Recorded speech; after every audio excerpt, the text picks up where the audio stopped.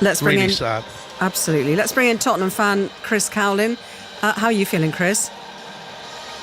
Yeah, extremely disappointed, and to be honest, I'm lost for words of what I've seen tonight. And you want fight, you want desire, and most importantly, we need points. And we need to get out of this mess. And how are we going to do it? Because what is an easy game for us in the Premier League right now? It seems that whoever we're playing, whoever we're facing, we're coming up against these struggles, especially at home.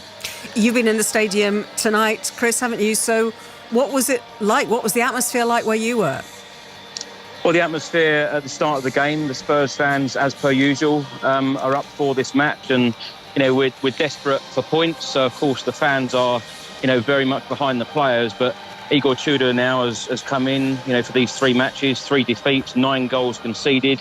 The way that we are conceding these goals, of course, the Spurs fans are extremely disappointed and angry. And, at half-time, hundreds, if not thousands of fans left the stadium because they've just seen too much. And it's too much for a lot of people. And it is the real reality now of, Spurs might get relegated if we don't get out of this mess in the next 9 games. Can you remember a time like this as a Spurs fan where you've seen the stadium with people streaming away at half-time? No, certainly not. And when we moved into this stadium in 2019, this was meant to be a game changer for us. This was meant to be, the springboard for success and, us always competing for top honours and top trophies, etc. I've never known a time like this, and it is extremely, extremely sad to see. What happens with the managerial position? Do you know what? I wouldn't be at all surprised if they kept him. I wouldn't be at all surprised if he left after the 3 games, because this is Tottenham we're talking about. We've gone through so many different managers since 2019 of moving into this stadium. 6 permanent managers, 4 interim appointments, and Spurs have gone round in circles. But this is about the next 9 games. This is about our future now of Premier League status. And if we don't buck up our ideas very, very quickly, we could find ourselves in the Championship, because we are the only team to not have won a Premier League game in 2026, and this is just not good enough. The players need to step up, and the manager needs to get better out of these players.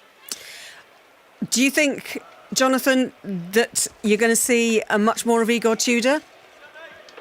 Well, I don't know what else. I don't know who they could turn to. Managers don't just walk up the high road and knock on the door and say, yeah, I'll take over here. This is a team in dire straits, and 3 games, you can't really, I think, you just can't get rid of him after 3 games. I think he'll be in charge. I know there's the international break coming up, but they'll certainly give him Atleti away, and they can honestly, football is so perverse.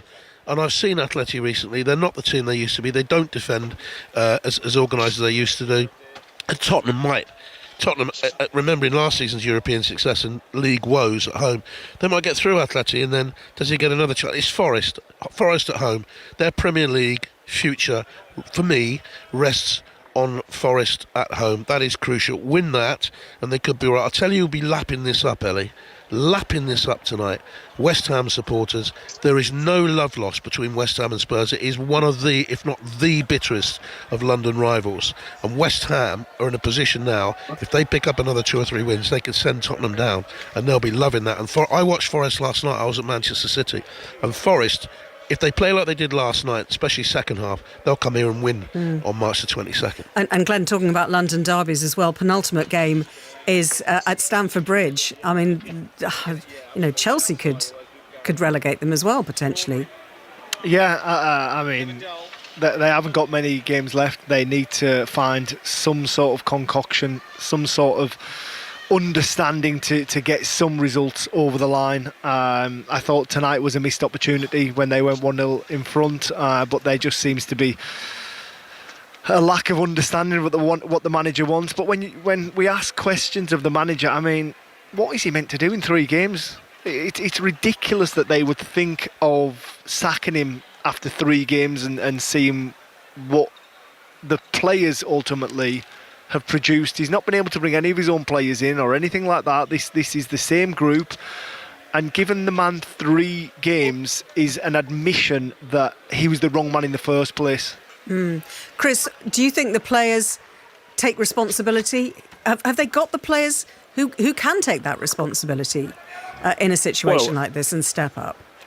Well, of course, a lot of people will talk about the injuries, but yes, we do have players to give a little bit more. But as Jonathan said there earlier about the other teams, when you look at the likes of West Ham United and Nottingham Forest and Leeds, etc., and even Wolves, every single one of those teams are showing real fight and real desire. And at the moment, we are lacking the fight and desire. But like I said earlier, these players really do need to step up, because this is absolutely crucial for the future of the football club and Premier League status. Chris, is it the basics that are missing at the football club?